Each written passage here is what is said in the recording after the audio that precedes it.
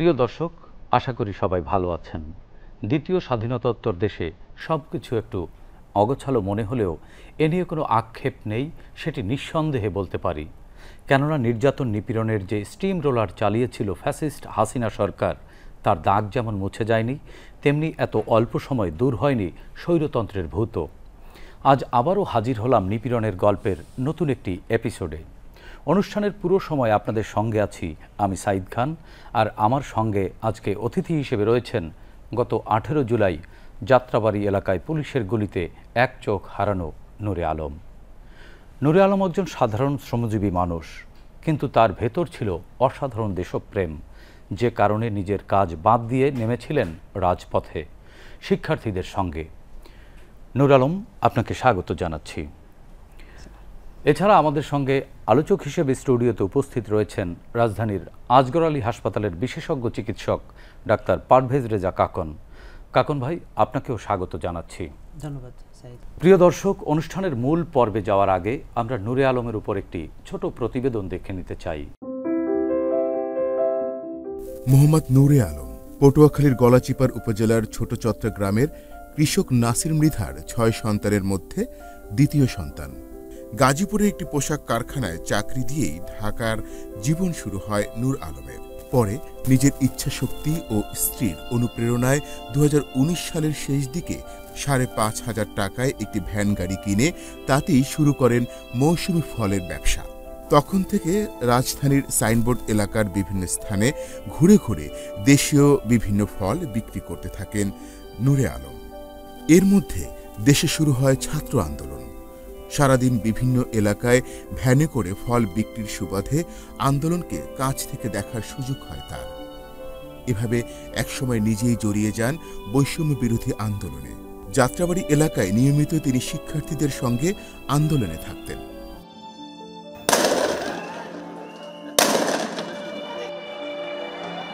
18 জুলাই 2024 রোজ বৃহস্পতিবার।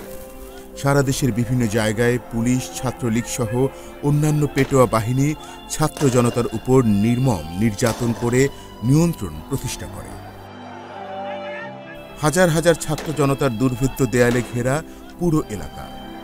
পুলিশের গুলিতে মারা যাচ্ছে একের পর এক ছাত্র জনতা। সেখান থেকে একটি গুলি এসে লাগে নূর আলমের চোখে।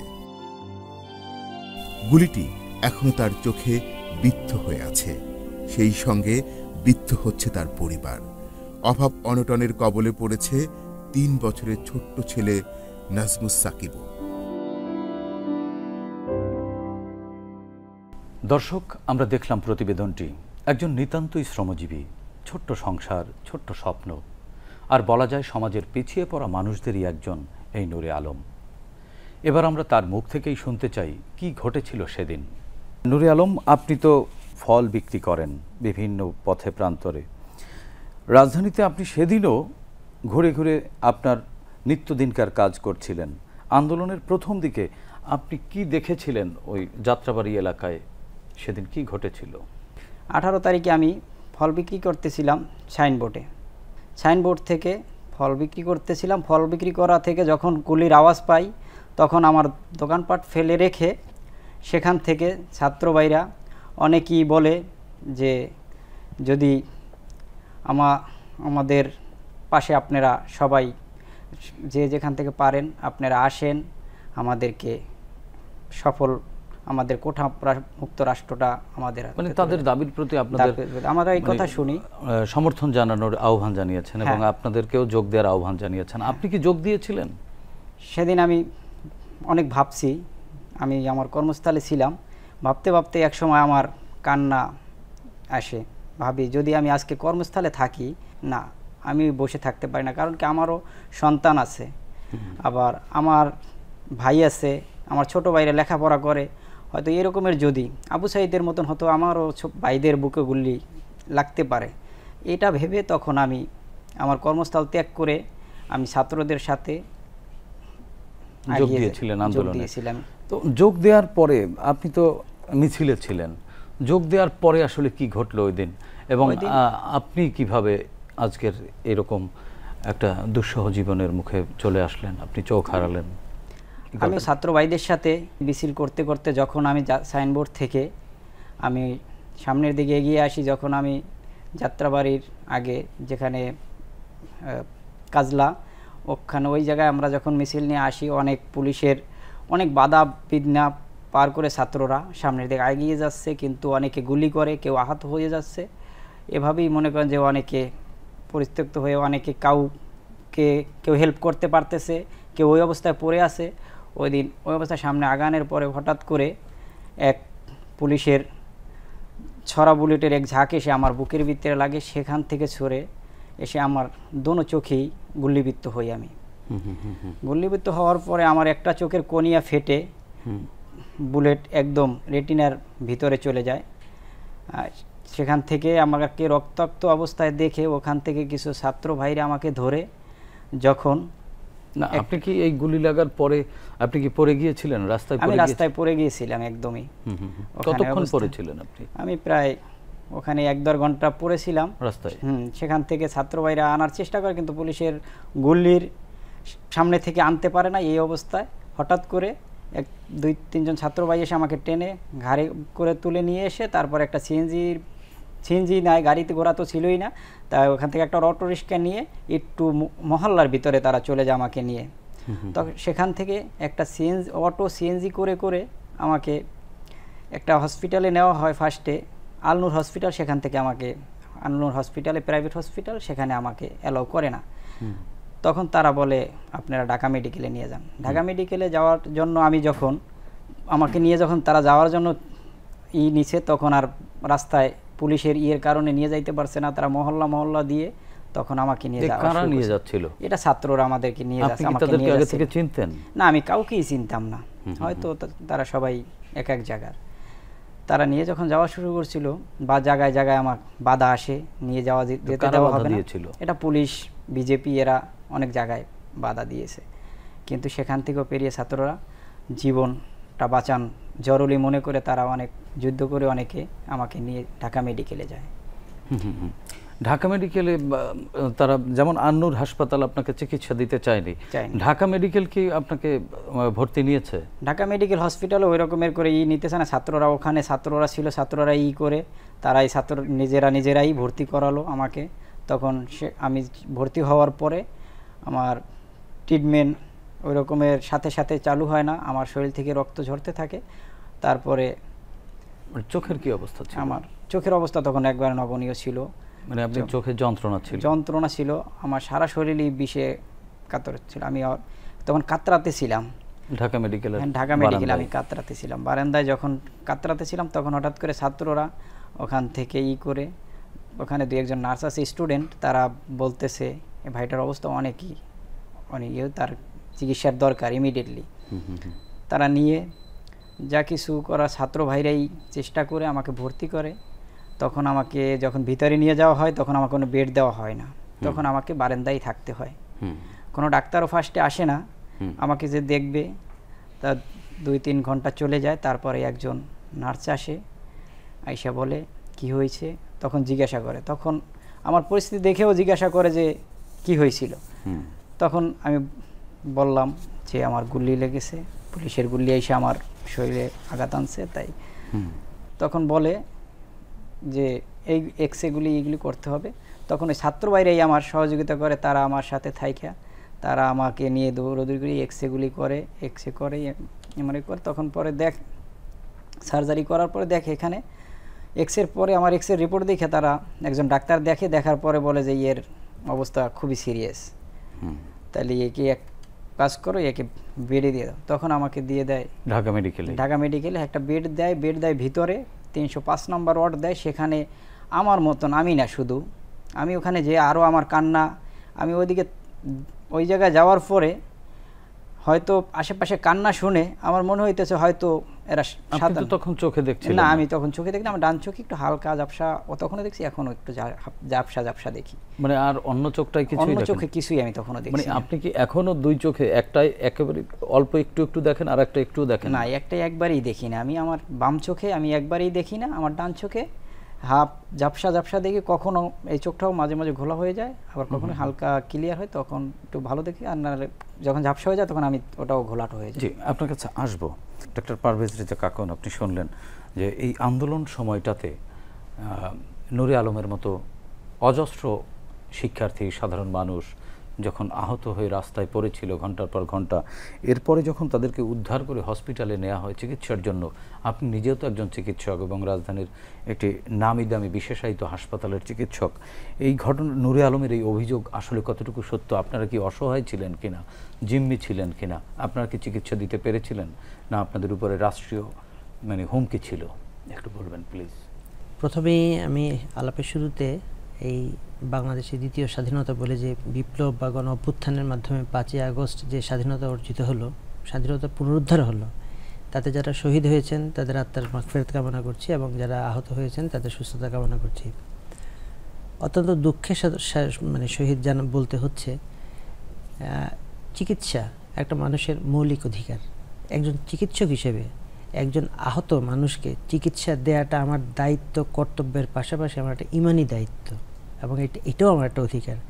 কিন্তু দুঃখজনক বিষয় হচ্ছে এমনই, বাংলাদেশের বুকে যে ফ্যাসিবাদ চেপে বসেছিল দীর্ঘ 1.5 যুগ যাবৎ, তারা রাষ্ট্রটাকে এতটাই ভঙ্গুর করে দিয়েছিল, অকার্যকর করে দিয়েছিল এবং এই ফ্যাসিবাদের কালো থাবা এতটাই বিস্তৃত ছিল যে এই মৌলিক অধিকার প্রাপ্তি থেকেও বঞ্চিত হচ্ছিল মানুষ। বিশেষ করে 14 তারিখ, 15 তারিখ, 16 তারিখ, বিশেষ করে 16 তারিখের পরে যে ঘটনা বলি, আমার যে কর্মস্থলের বাহিরেও একজন সচেতন মানে চিকিৎসকের পাশাপাশি একজন সচেতন নাগরিক হিসেবে যেখানেই শুনেছি, আমরা আমাদের সহকর্মীদের সঙ্গে নিয়ে আমরা সেখানে চিকিৎসা দেওয়ার জন্য কিংবা চিকিৎসা তদারকি করার জন্য আমরা গিয়েছিলাম। বিভিন্ন জায়গায় চিকিৎসা প্রাপ্তিতে শুধু বাধা নয়, চিকিৎসা দেওয়ার ক্ষেত্রে চিকিৎসকদের উপরেও সেরকম মানে নিপীড়ন ছিল। আজকে আমরা নিপীড়নটা কেমন ছিল আসলে চিকিৎসকদের উপরে? তাদেরকে কি গ্রেফতার করা হতো বা হুমকি এরকম কিছু? আপনি জানেন হয়তো যে এই আন্দোলনে কিন্তু একজন চিকিৎসক শহীদ হয়েছেন, প্রথম কথা। দ্বিতীয় কথা হচ্ছে যে বেশ কয়েকজন চিকিৎসক গ্রেফতারও হয়েছেন।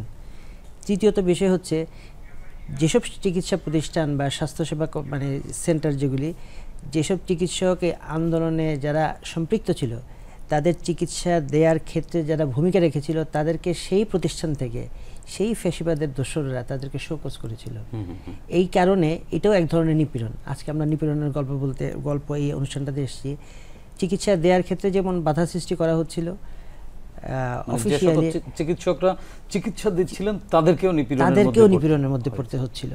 নিপীড়নের মধ্যে শোকজ বা অফিসিয়াল এটার পাশাপাশি আপনাকে যেটা ইতিমধ্যে বললাম, গ্রেফতার হয়েছে, একজন শহীদ হয়েছে পর্যন্ত আন্দোলনে, এই তো গেলে একটা। দ্বিতীয়ত হচ্ছে মানসিক নিপীড়নের শিকার হচ্ছিলাম আমরা যারা চিকিৎসা দেওয়ার ক্ষেত্রে।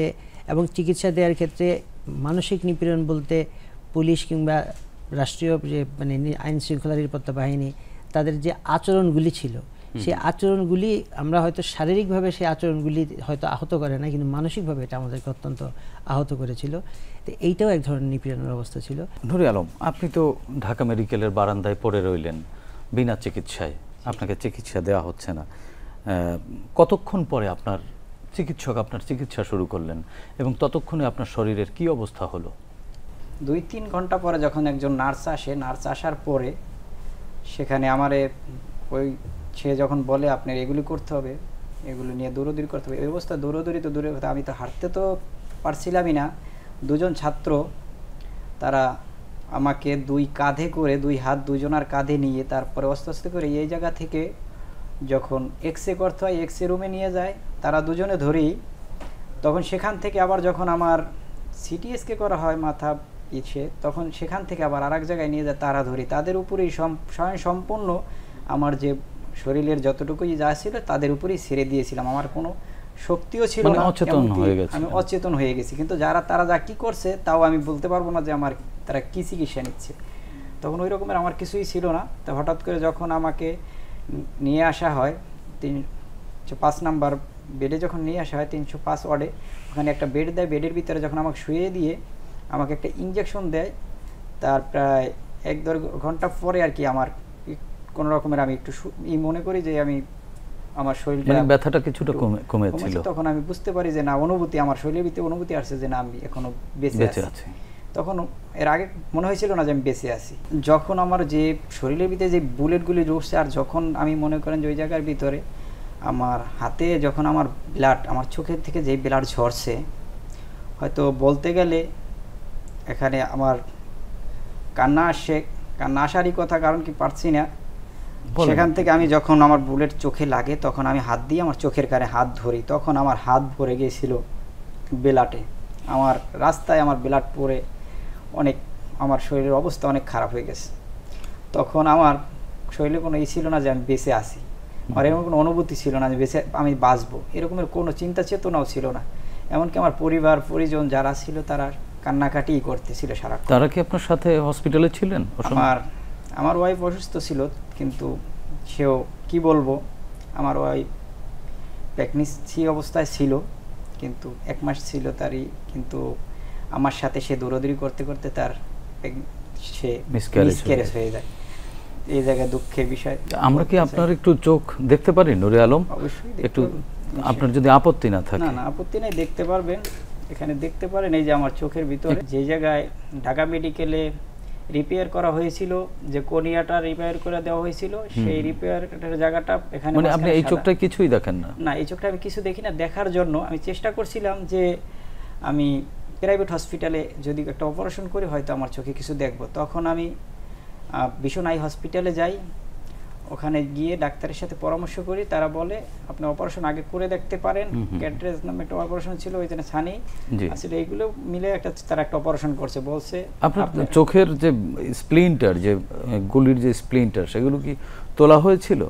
না, আমার চোখের বুলেট এখনো তুলতে পারে নাই তারা। প্লেট যেটা বলে সেটা এখনো ভিতরেরই আছে, সেটা এখনো তুলতে। কতগুলো আছে এখানে? আমার চোখের এখানে 2টা আছে, আর কোনিয়া রিজেক্ট করে যেটা ভিতরে ঢুকে গেছে, কোনিয়ার ভিতরে যেটা গেছে রেটিনার ভিতরে যেটা আটকে আছে, সেটা একবার এই ভিতরে, সেটা একবার মাঝ বরাবর, আর এখানে 2টা। এই আমার বাম চোখে 3টা প্লেট এখনো আছে।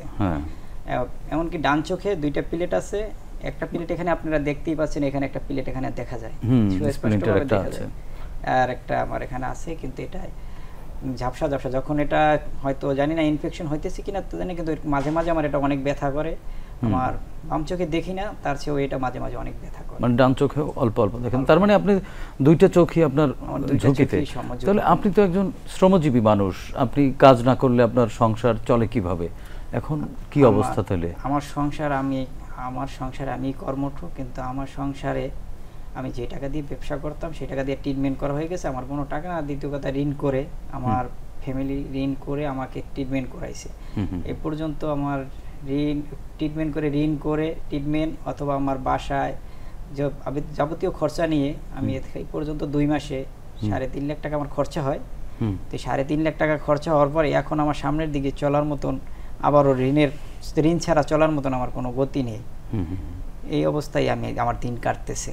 আপনার এখন চিকিৎসা চলছে কোথায়, কিভাবে চলছে? আমার চিকিৎসা ওই ঢাকা ভিশন হাই হসপিটাল থেকে আমারে ফলো আপের জন্য 1 মাস টাইম দেয়।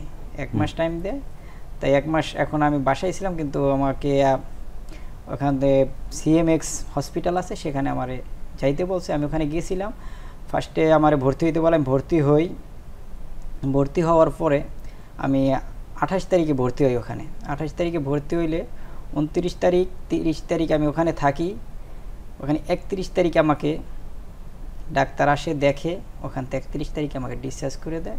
আমাকে বলে 21 দিন পরে আপনাকে আসতে হবে। 21 দিন পরে কি চিকিৎসা করবে? আসলে দেখবে রেটিনার ভিতরে যে প্লেটটা আছে, সেই প্লেটটা তারা বের করতে পারলে, হ্যাঁ, ওইটা যদি বের করতে পারে তারা করবে, আর যদি না পারে তাহলে তারা বলে দেবে। আর যদি ওখানে যদি না পারে, যদি মিলিটারি হসপিটালে যদি ওরা আমার যদি প্লেটটা না বের করতে পারে, আর যদি চোখের যদি কোনো যে আমি দেখবো এরকমের কোনো আশ্বাস না দিতে পারে, কিন্তু তাহলে তো আমার একবারে সামনের দিকটি, সামনে যতদিন আমি বাঁচবো আমার অন্ধকারেই বাঁচতে হবে। সংসার কিভাবে চলছে? সংসার এখন খুবই খারাপ অবস্থায় চলতেছে, যা বলা যায় না।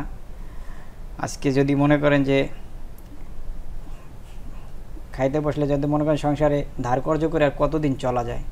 আজকে অসুস্থ অবস্থা আছি, একজনের কাছে চাইলে 10 টাকা দেয়, আর হয়তো 1 দিন 2 দিন 2 মাস আমাকে 2-3 মাস 5 মাস দিবে, 1 বছর দেখবে মানুষ, ধার কর্জ দিবে, তারপরে তো আর আমাকে দেখবে না। আমার পরিবার নিয়ে চলতে আমার এভাবেই কষ্ট হচ্ছে এখন। জি, আপনার কাছে আসবো নুরে আলম। ডাক্তার পারভেজ রেজা, আপনি শুনলেন নুরে আলমের বর্তমান চিকিৎসা এবং তার পরিবারের যে চ্যালেঞ্জ, সেই চ্যালেঞ্জগুলো শুনলেন। নুরে আলমের আসলে এখন যে অবস্থা তার চোখের এবং তার শরীরে আরও, আমরা শুনবো তার কাছ থেকে আরও, তার শরীরে আরও অনেক স্প্লিন্টার রয়ে গেছে এবং বাম চোখে 3টি স্প্লিন্টার এবং ডান চোখে 2টি স্প্লিন্টার রয়ে গেছে। এখনও পর্যন্ত চিকিৎসকরা তুলতে পারবেন কিনা তাকে আশ্বস্ত করতে পারেননি। আপনি তো একজন বিশেষায়িত চিকিৎসক এবং আপনি এই জুলাই বিপ্লবের প্রচুর রোগী আপনি দেখেছেন এবং নিজের হাতে গুলি অপারেশন করেছেন অনেক শিক্ষার্থীর। সেক্ষেত্রে নুরে আলমের স্বপ্ন কি আসলে ধীরে ধীরে ফিকে হয়ে যাবে কিনা তার জীবনটা? আপনি কি মনে করেন চিকিৎসার এখান থেকে তার চোখের আলো ফিরিয়ে আনা সম্ভব কিনা যদি সঠিক চিকিৎসা দেওয়া যায়, এবং সেই চিকিৎসা কি বাংলাদেশে সম্ভব কিনা? আহত হওয়ার পর সঠিক সময়ে চিকিৎসা প্রাপ্তিটা একটা গুরুত্বপূর্ণ বিষয়। সঠিক সময়ে যদি চিকিৎসা প্রাপ্তিটা নিশ্চিত করা না যায়, সেই ক্ষেত্রে ভালো ফলাফল চিকিৎসার ক্ষেত্রে আশা করাটা একটু কঠিন। আপনি জেনে আনন্দিত হবেন যে ন্যাশনাল ইনস্টিটিউট অফ অপথ্যালমোলজি NIO, সেখানে আমরা চিকিৎসকরা আমরা এখানে গিয়েছিলাম। সেইখানে এই পর্যন্ত যেহেতু নুরে আলম চোখে গুলিবিদ্ধ, সেই ক্ষেত্রে আমি চোখের বিষয়টা বলছি, ইতিমধ্যে 535 জন চোখে গুলিবিদ্ধ আন্দোলনকারী শিক্ষার্থী বা জনতা অপারেশন হয়েছে। সব মিলিয়ে সেখানে 750 জনের মতো, সঠিক সংখ্যাটা কাছাকাছি 750 জনের মতো ভর্তি ছিল, যার মধ্যে 535 জন চিকিৎসা মানে অপারেশন পেয়েছেন, অপারেশন সেবাটা পেয়েছেন। তারা সবাই সুস্থ হননি, অনেকেই তাদের দৃষ্টিশক্তি হারিয়েছেন, অনেকে তাদের দৃষ্টিশক্তি হারিয়েছেন। এর কারণটা কি? সঠিক সময় চিকিৎসা শুরু না করতে পারা, বিষয়টা কি এরকম? এখানে দুটি বিষয়, একটা হচ্ছে যে সঠিক সময় চিকিৎসাটা না পাওয়া, আর দ্বিতীয় বিষয় হচ্ছে চোখ তো অত্যন্ত স্পর্শকাতর একটা অঙ্গ। তো চোখে একটা পর্যায়ে গুলিবিদ্ধ হলে যদি কর্নিয়া, রেটিনা বা চক্ষু বিশেষজ্ঞরা এটা আর ভালো বলতে পারবেন, ওইখানে যদি আঘাতপ্রাপ্ত হয় সাধারণত ভিশনটা মানে লস্ট হয়ে যায়, ভিশন লুজ হয়ে যায়। আরেকটা বিষয় হচ্ছে যে এটা এতটাই স্পর্শকাতর একটা মানে স্পেস, অনেক ক্ষেত্রে এই পিলেটগুলি বের করার মতো অবস্থা থাকে না, সেটা যদি গভীরে চলে যায় সেটা বের করার মতো অবস্থা থাকে না। তৃতীয়ত হচ্ছে কিছু পিলেট আছে চোখে এমনভাবে বিদ্ধ হয় যে ওটা থেকে গেলে যতখানি ক্ষতি হয় বা যতখানি কষ্ট হয়, ওটা অপারেশন করে বের করে আনতে গেলে ঠিক ততখানি একটা বিপদের সম্ভাবনা থাকে। সেই ক্ষেত্রে চক্ষু বিশেষজ্ঞরা সাধারণত ওই অপারেশনগুলিকে অ্যাভয়েড করে কনজারভেটিভ ট্রিটমেন্টে যান, অপারেটিভ ট্রিটমেন্টে না গিয়ে। নুরে আলমের এই চোখের এইটা চক্ষু বিশেষজ্ঞরা দেখলে আর ভালো বলতে পারবেন যে তার কতখানি এটা পরবর্তীতে সম্ভব তার দৃষ্টিশক্তি ফিরিয়ে আনা। নুরে আলমদের মতো আহত বা এই ধরনের দুর্ঘটনায় যারা পড়ে, এটা তো আইনানুগ পন্থায় আপনারা চিকিৎসায় যান। সেক্ষেত্রে নুরে আলমের তো সরাসরি আইনশৃঙ্খলা বাহিনীর গুলিতে তার চোখ হারিয়েছে এবং শরীরে আরও বেশ কিছু বুলেট এখনো বিদ্ধ আছে। চিকিৎসা আইন অনুযায়ী এটা আসলে অপরাধ কিনা এবং কতটুকু অপরাধ আইনশৃঙ্খলা বাহিনী, আপনারা যে রিপোর্টগুলো দেন সেক্ষেত্রে কোন কোন জায়গাগুলোতে একেবারে সুস্পষ্ট আইনের ব্যত্যয় ঘটেছে নুরে আলমের ক্ষেত্রে? চিকিৎসা আইনের দৃষ্টিতে এই অপরাধের এই বিন্যাসটা ওইভাবে নাই। আমরা যখন একটা রোগীকে দেখি, আমরা যখন রিপোর্টটা লিখি বা আমরা প্রথম হচ্ছে একটা গ্রিভিয়াস ইনজুরি বলি আমরা, মানে সর্বোচ্চ একটা মানে মারাত্মক আঘাত বা জখম, যেটা মারাত্মক আঘাত বা জখম যদি অন্যায়ভাবে হয়ে থাকে অটোমেটিক্যালি সেটা ফৌজদারিতে চলে যাবে। ফৌজদারিতে গেলে সেটি তো চোখে, যেহেতু সেটি তো অ্যাটেম্প টু মার্ডার বা হত্যার উদ্দেশ্যে তাকে শুট করে, বিষয়টি এরকম গুলিবর্ষণ মানে হত্যার উদ্দেশ্যে। এবং সেটা যদি আপনার সাধারণত বিভিন্ন জায়গায় দেখা যায় যে খুব বেশি ধরনের যদি আন্দোলন বা সংগ্রাম এগুলা প্রতিহত করার জন্য অনেক দেশেই অনেক জায়গাতেই দেখা যায় যে একটু মানে নিচের দিকে পায়ের দিকে সাধারণত গুলিবর্ষণ করা হয়। কিন্তু জুলাই বিপ্লবে যেটা হয়েছিল সরাসরি হত্যার উদ্দেশ্যে গুলি করা হয়েছিল, গুলিবর্ষণ করা হয়েছিল। আপনারা পেয়েছিলেন? আমরা এই পর্যন্ত 2600 পেশেন্ট পেয়েছি যাদেরকে হত্যার উদ্দেশ্যে গুলি করা হয়েছে। হত্যার উদ্দেশ্যে গুলি করা হয়েছে। আপনি দায়িত্ব নিয়ে একজন চিকিৎসক হিসেবে? আমি দায়িত্ব নিয়ে জনস্বাস্থ্য বিশেষজ্ঞ হিসেবে এবং একজন সমাজকর্মী হিসেবে, চিকিৎসক হিসেবে, সচেতন নাগরিক হিসেবে আমি দায়িত্ব নিয়ে বলছি, এই ধরনের অসংখ্য, আমরা যেটা সংখ্যাটা বললাম, তাদের এখনও জীবন মৃত্যুর সন্ধিক্ষণে অনেকেই আছেন। আপনি NITOR, National Institute of Trauma and Rehabilitation, আপনি নিটোর গিয়ে দেখবেন, পঙ্গু হাসপাতাল বলে যেটা পরিচিত, আপনি ঢাকা মেডিকেলের ক্যাজুয়ালিটিতে গিয়ে দেখবেন। আমরা সেখানে একাধিকবার আমরা গিয়েছি। কিছুদিন আগে কম্বাইন্ড মিলিটারি হসপিটাল ঢাকায় যেটা সিএমএইচ, সেখানেও আমি গিয়েছি। সেখানে এখনও আমি সেদিন আমাদের এক সহকর্মীকে নিয়ে 9 জন রুগীকে দেখে এসেছি। তারা ভয়ানক রকম অসুস্থ, তাদের অনেকে জীবনে আর হয়তো কর্মক্ষম সেভাবে হবেন কিনা সন্দেহ আছে। নূরে আলম এক চোখে দৃষ্টি হারিয়েছে পুরোপুরি, আরেক চোখে সে ঝাপসা দেখে। তো আমি আশা করি যদি আমাদের সাথে যোগাযোগ করে, আমরা চেষ্টা করব তার পরবর্তী আরও উন্নত চিকিৎসার জন্য কতখানি কী করা যায়। তবে যারা আহত হয়েছেন, যারা এখনও যন্ত্রণায় কাতরাচ্ছেন, তাদেরকে আগামীতে পুনর্বাসন এবং পরবর্তী চিকিৎসা কার্যক্রমগুলি কীভাবে ধারাবাহিকভাবে মানে চালিয়ে যাওয়া যায়, সেজন্য আমরা চেষ্টা চালানো উচিত। রাষ্ট্রের পক্ষ থেকে চেষ্টা চালানো উচিত, যেহেতু একটা গণঅভ্যুত্থানের মাধ্যমে যেহেতু এখন তার আগে একটু নূরে আলমের কাছে আবার একটু ঘুরে আসি। নূরে আলম, আপনি বলছিলেন যে আপনার সংসার জীবন নিয়ে আপনি শঙ্কিত।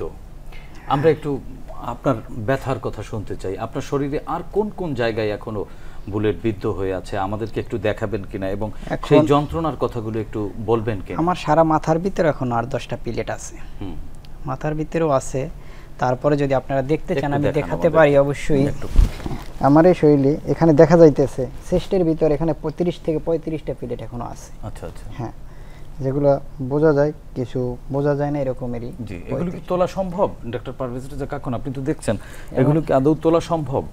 এগুলা এক্সরে করলে বোঝা যাবে যে এগুলোর ভিতর থেকে কিছুগুলি তোলা সম্ভব। যেগুলি ডিপলি ইনসার্টেড না, যে সেগুলি তোলা সম্ভব। কারণ ডিপলি ইনসার্টেড যেগুলি, সেগুলো দেখতে হবে যে ইন্টারনালি কোনো অর্গানকে ক্ষতিগ্রস্ত করছে কিনা। মানে এটা কি চামড়া ভেদ করে শরীরের ভিতরে চলে যেতে পারে এবং এগুলো বহন করেও মানে বছর পর বছর বা সারা জীবন যদি সেটা ভিতরে ইন্টারনালি কোনো আসলে যন্ত্রণাটা একটু বলেন, এখন কোন কোন যন্ত্রণা নিয়ে আপনি বিশেষ করে বেঁচে আছেন? মাথার ভিতরে এখানে দেখা যায় যে এখান থেকে আমাকে একটা প্লেট বের করে দিয়েছিল, কিন্তু এই জায়গাটা ফুলে একটা বলের মতন হয়ে আছে। হাতের থেকে একটা প্লেট বের করে দিয়েছিল, এখানেও ফুলে কেমন হয়ে গেছে, ব্যথা করে। এখনো বের করার পরও সারা মাথায় যে প্লেটগুলো আছে এগুলো আমার অনেক ব্যথা দিতেছে। মাথায় কতগুলো আছে? আছে এখনো প্রায় আমার এক্সে যা দেখা গেছে 8-10টা এখনো আছে। 10টা এবং শরীরে আছে আরো 35টা 40টার মতনই আছে, কিন্তু চোখে আছে, বাম চোখে 3 এবং ডান চোখে 2টা। আচ্ছা আচ্ছা, এমনকি আমার পুরুষ অঙ্গেও একটা প্লেট, মানে যৌন অঙ্গে? হ্যাঁ, যৌন অঙ্গে একটা প্লেট আছে। নূরে আলম, আমরা যতদূর জানি যে আপনারা যারা এই জুলাই বিপ্লবে নানানভাবে আহত হয়েছেন বা পঙ্গুত্ব বরণ করেছেন, আপনাদের একটা চিকিৎসা তো রাষ্ট্রের পক্ষ থেকে নানান ধরনের সহযোগিতা দেয়া হয়েছে এবং আপনাদের তো খোঁজ খবরও নেওয়া হচ্ছে। বিষয়টি আপনি কি এখন পর্যন্ত আমি কোনো আমার থেকে আমি কোনো কেউ আমার কাছে এই পর্যন্ত আসে নাই যে আমি আহত হয়েছি এরকম জিজ্ঞাসা করার মতন রাষ্ট্র থেকে কেউই আমার পাশে এখন আগিয়ে আসে নাই। কিন্তু শুনি রাষ্ট্র থেকে ওখানে টাকা দিচ্ছে, অনুদান দিচ্ছে, শুনতেছি ওখানে অনুদান পাচ্ছে এক এক ফান্ড। আপনি কি নিজে গিয়েছিলেন তাদের সাথে যোগাযোগ করবার জন্য? আমি অনেক জায়গায়, যেমন যে জায়গায় সমন্বয়ক ছাত্রদেরকে সমন্বয়ক হিসেবে দেওয়া হয়েছে তাদের সাথে আমি আলাপ করছিলাম। আমারে বলছে আপনার যে ছবি আছে কিছু ছবি হোয়াটসঅ্যাপে পাঠাই দেন। আমি পাঠাই দিছি, কিন্তু তারা ওইটা নিয়ে এমন কোনো আমি কিছু পাই নাই। ফের এটাই হয়েছে আমার সাথে। সংসারটা চলছে কিভাবে এখন? আসলে একটু খুলে বলুন না। এখন সংসারটা চলছে ধার করে, কর্জ করে আমি চলতেছি। এই দেনা শোধ করবেন কি করে তাহলে? আমার এখন মনে করেন যে আমার পরিবার আমার উপরে এতটুকু আশ্বাস আগে যেত, আমি পরিবার মেনটেন করতে পারতেছিলাম। আমার স্বপ্ন ছিল যে আমি 17 সালে একটা জব নিয়েছিলাম, গার্মেন্টসে জব করতাম।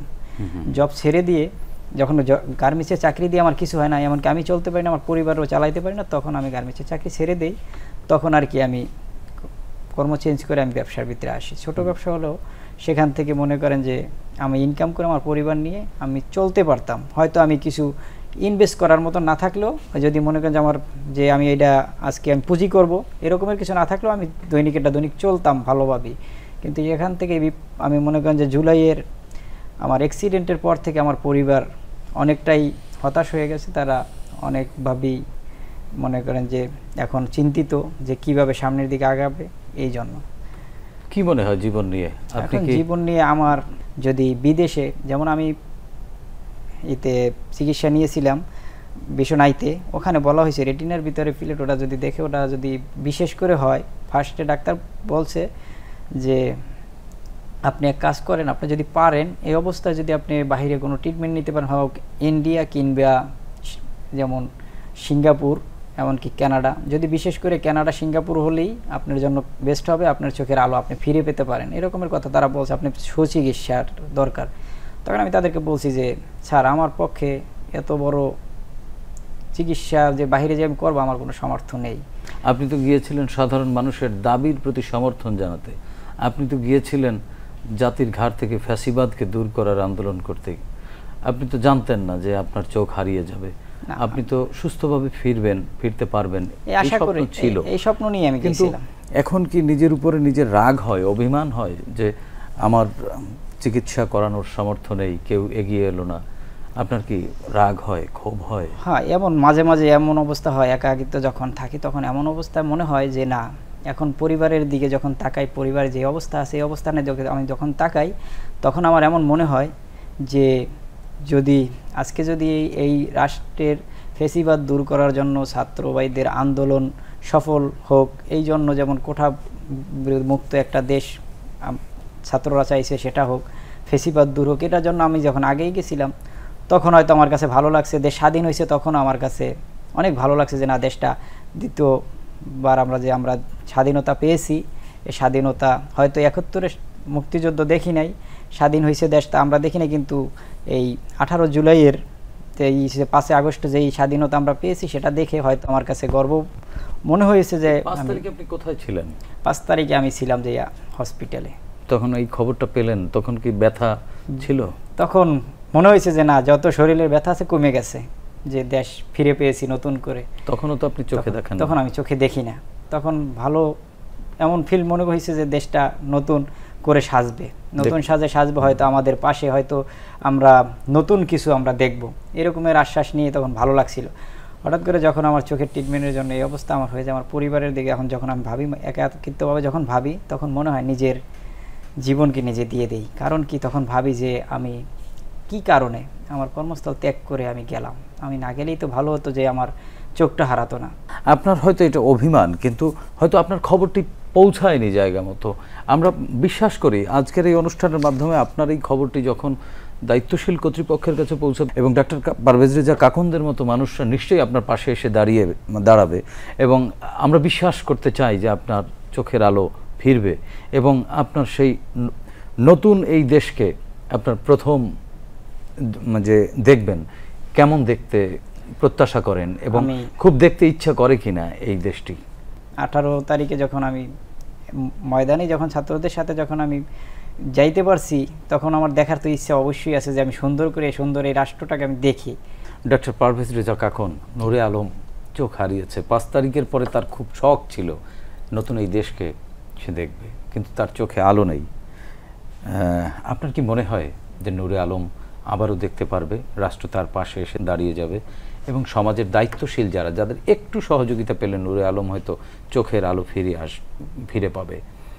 যে স্বপ্ন নিয়ে একটি বিপ্লব সংগঠিত হয়, জুলাই বিপ্লব, সেই স্বপ্ন যাতে বাস্তবে সফল হয়, সুন্দর একটা নতুন বাংলাদেশ, নবরূপে বাংলাদেশকে যাতে নূরে আলমরা দেখতে পায়, তার জন্য আপনার অনুষ্ঠানের মাধ্যমে নিশ্চয়ই যথাযথ অন্যান্য কর্তৃপক্ষ এই ব্যাপারটা খেয়াল রাখবে। আমাদের সাথে যোগাযোগ করলে আমরা তার চিকিৎসা খরচ সহ চিকিৎসার পরবর্তী সেবাটা আমরা দিব, মানে পুনর্বাস তার চিকিৎসা সংক্রান্ত যে দায়িত্বগুলি যতটুকু খরচ হয় সেটা আমি এই অনুষ্ঠানে দেশবাসীর সামনেই কথা দিচ্ছি, এটুকু আমরা ইনশাল্লাহ অবশ্যই করব। এই ব্যাপারে সেবা দেওয়ার জন্য আমাদের প্রতি সেই ধরনের সহযোগিতা এবং সেই ধরনের নির্দেশনা বরাবরই আছে। মানবিক কারণে, মানবিকতার কারণে ইনশাল্লাহ আশা করি নূরে আলম দেখতে পাবে এবং নতুন একটি বাংলাদেশ দেখতে পাবে, যে বাংলাদেশে অতীতের অপশাসন, দুঃশাসনের সেই ধারাবাহিকতা আর কখনো ফিরে আসবে না। সবার সহযোগিতায়, সবার আন্তরিকতায়, আপনাদের এই ত্যাগ, আপনাদের স্যাক্রিফাইসের ফলে যে নতুন বাংলাদেশ আসলো, সেই বাংলাদেশকে আপনারা নতুন আলোয় দেখবেন, এটা তো প্রত্যাশা করেন? প্রত্যাশা করি ইনশাআল্লাহ যে সবাই এগিয়ে আসুক, যে সারা গোটা বাংলাদেশের ভিতরে আমাদের 18 কোটি জনগণ আছে। পারভেজ রেজা কাকন, আমরা অনুষ্ঠান শেষ করব 10 সেকেন্ড। নূরে আলমদের মতো যারা এখনও চিকিৎসা পায়নি তাদের উদ্দেশ্যে। এবং নতুন এই যে আপনি বললেন যে নতুন মুক্তিযুদ্ধের মাধ্যমে যে স্বাধীনতা ফিরে পাওয়া, এই নতুন বাংলাদেশকে কেমন দেখতে চান? 71 সালে যে মুক্তিযুদ্ধ হয়েছিল, স্বাধীনতা সংগ্রাম, যে সাম্য, মানবিক অধিকার, বৈষম্যহীন রাষ্ট্র, আত্মমর্যাদা নিয়ে বেঁচে থাকা, সেই স্বাধীনতা অর্জিত হয়েছিল ঠিকই, কিন্তু সেই স্বাধীনতাটা আবার অস্তমিত হয়ে গিয়েছিল ফ্যাসিবাদের কপালে পড়ে। সেই পুনরুদ্ধারকৃত সেই স্বাধীনতা আবারও 5ই আগস্টে জুলাই বিপ্লবের মধ্য দিয়ে যে পুনরায় স্বাধীনতা পুনরুদ্ধার হচ্ছে, সেই স্বাধীনতাটাকে আমরা সেই 71-এর মূল্যবোধ যে চেতনাগুলি ছিল, যে আকাঙ্ক্ষাগুলি ছিল, সেই আকাঙ্ক্ষার ভিত্তিতে নতুন একটা বাংলাদেশ আমরা দেখতে চাই, যে বাংলাদেশে কথা বলার স্বাধীনতা থাকবে, যে বাংলাদেশে শান্তিতে বেঁচে থাকার স্বাধীনতা থাকবে। ধন্যবাদ ডক্টর পারভেজ রেজা খাতুন। ধন্যবাদ নূরে আলম। প্রিয় দর্শক, নিপীড়নের গল্পে আপনারা শুনলেন একজন নূরে আলমের কথা, যে কিনা 3 বছরের একটি ছোট্ট সন্তানের বাবা। ছোট ভাই বোনদের আগলে রাখত সে। ঘাতকের নির্মম বুলেটে এক চোখ হারিয়ে এখন সে পঙ্গু, বেকার। সংসারে নিদারুণ অভাব, তবুও তার দুঃখ নেই, কেননা নূরে আলম মনে করে দেশ নির্যাতন নিপীড়ন মুক্ত হয়েছে, সুখ শান্তি একদিন ফিরবেই। এটি ভেবেই সে শরীর এবং সংসারের সকল কষ্ট ভুলে আছে। আমরা আবারও ফিরব আগামী সপ্তাহে। সে পর্যন্ত সবাই ভালো থাকবেন, সুস্থ থাকবেন, বাংলাদেশ টেলিভিশনের সাথেই থাকবেন। আল্লাহ হাফেজ।